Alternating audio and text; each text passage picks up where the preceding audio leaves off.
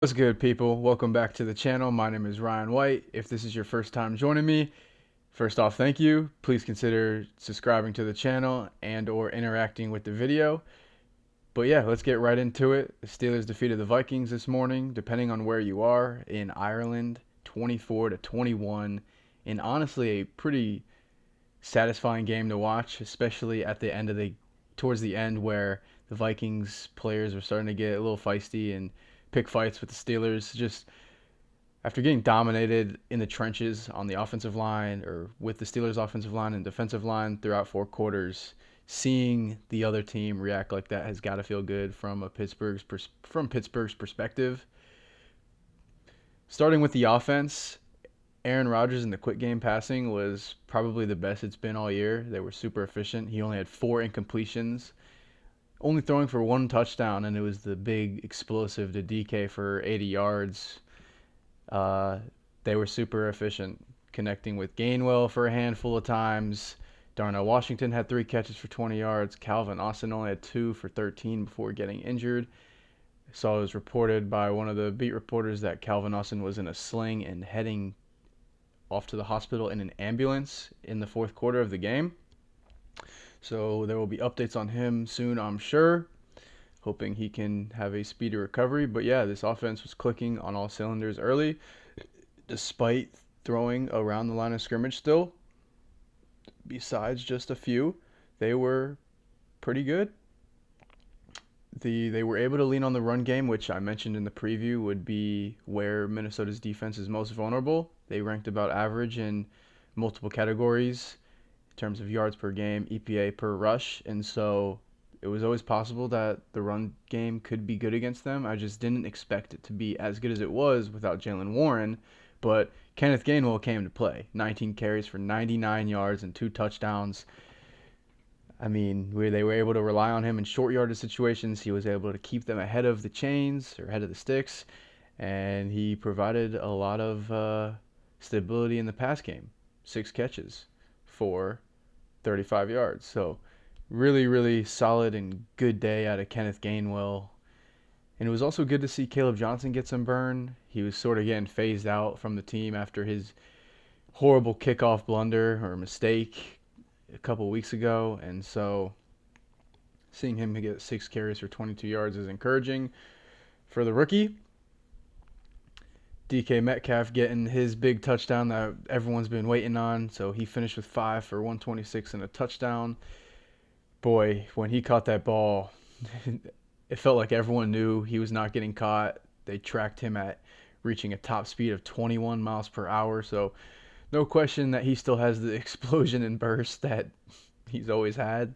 Just got to keep finding ways to get him the ball in situations similar to that, because he can create once the ball is in his hands.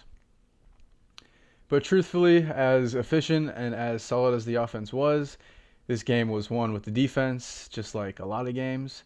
And in the last like 5 to 10 years, really the whole Mike Tomlin era, the Steelers get like 5 wins that feel like this a year, where it's close. Maybe they should have won by more. Maybe they shouldn't have even won. It just ends up being a hectic back and forth game. A lot of turnovers. Mike Tomlin deciding to punt it away. It's just funny. Or not punt it away. I mean, just the way he operated on that 4th and goal, deciding to run for it, and then just allowing Minnesota to get the ball towards the end of that game. I mean, not the ideal way of going about things in 2025. When after they punted it, and because the punt went out of the end zone, and the Vikings got to start at the 20. In hindsight, they won, so it's okay.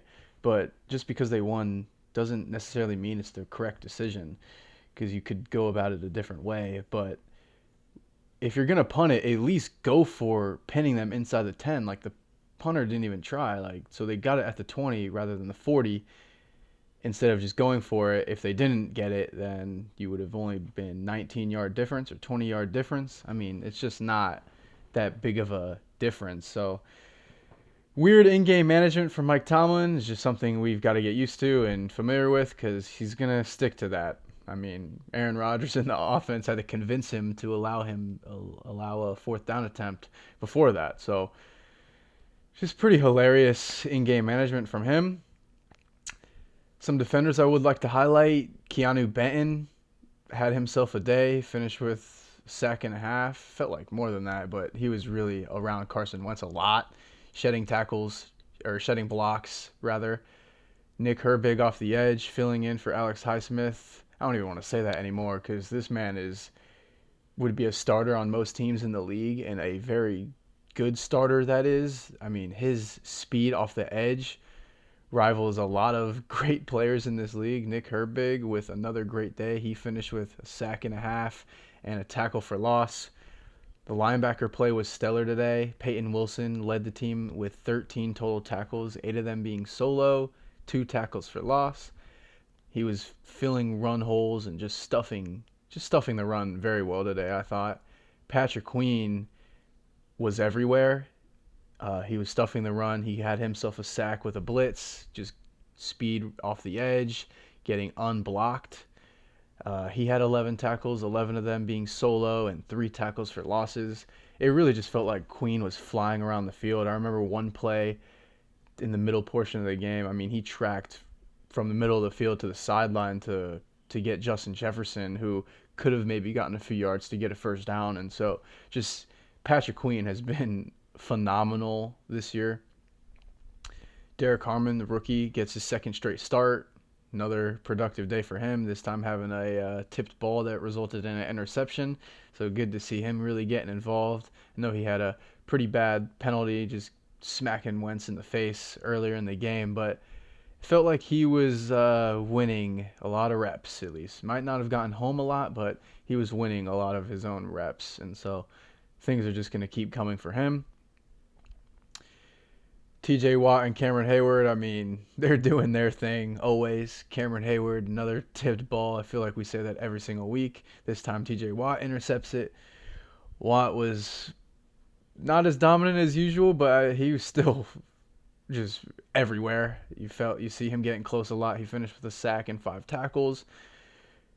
Jalen Ramsey almost thought he had scoop and score, but Jordan Mason earlier in the game with that fumble was out of bounds, and so it was just unfortunate to see that, but it Steelers ended up not needing it. All in all, it was a great performance, really dominated by this defense.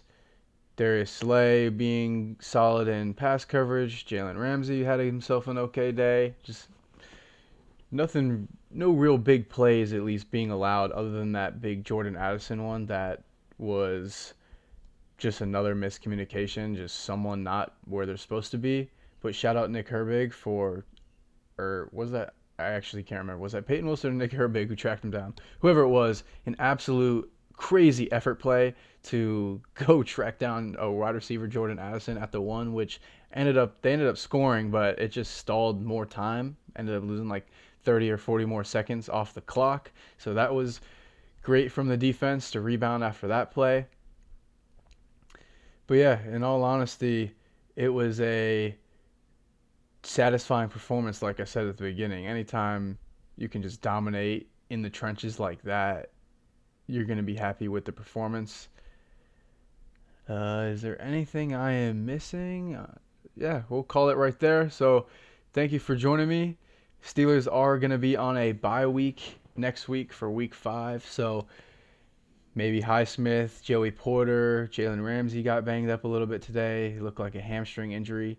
And funny enough, with that touchdown celebration he faked the injury, and it looked like he faked the hammy, and he hurt his hamstring later in the game. So not good. Not what you want to see from that aspect. Calvin Austin, probably going to be banged up for a couple of weeks considering he was in a sling. Anyone else get hurt that I'm not thinking of? Jalen Warren off a bye should be back in 2 weeks. And who is the next game? It will be an AFC North matchup against Cleveland at home 2 weeks from now, 1 o'clock. I will see you on the channel for the preview of that game, if not anything before. As always, thank you for joining me, and I will see you next time.